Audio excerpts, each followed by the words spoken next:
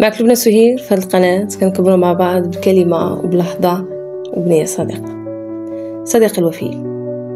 الرجولة ماشي غير صوت غليظ وكتاف عراض، الرجولة طاقة ووعي وحضور في الحياة. الرجولة هي تعرف شكون انت وتعرف فين باغي توصل، وتكون حنين بلا ما تضعف. الحياة كتختبرنا كل نهار، خدمتك، علاقاتك، وحتى في الوحدة ديالك مع راسك. ولكن الرجل الواعي هو اللي كيبقى واقف كيتعلم وكينوض كل مرة قوة من المرة اللي قبل منها. اليوم بغيت نهضر معاك من القلب باش تراجع شوية حياتك وتطرح على راسك أسئلة ماشي أي واحد كيقدر يواجهها.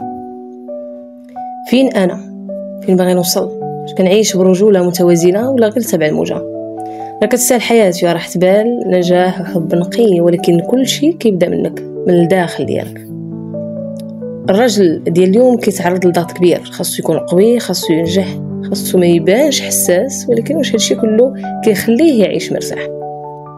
حقيقة بزاف ديال الرجال كيعيشوا حياتهم تابعين للصورة الجاهزة ديال الرجل المثالي اللي كتلخص صوت غليظ، جيب عامر، قلب مسدود على أي شعور، وكيبقى يجروا التعب داخليا بلا ما يهضروا. ولكن الرجل الواعي هو اللي كيسمح لراسو يشوف الحقيقة. الرجولة الحقيقية ماشي في الشدة بوحدها، هي توازن ما بين انك تكون قوي وقت الشدة وتكون حنون وقت الحب، تكون حازم مع الخطأ ومتسامح مع الناس اللي كيبغوك. الرجل اللي كيفهم هذا المعنى كيولي يعيش حياة فيها حب نقي، راحة بال، وعلاقات صحية بلا تمثيل وبلا قناع. وهنا كيبان الفرق بين رجل عايش ورجل واعي. وصلنا صديقي لآخر الفيديو، تهلا لي في راسك إلى فيديو جديد إن شاء الله.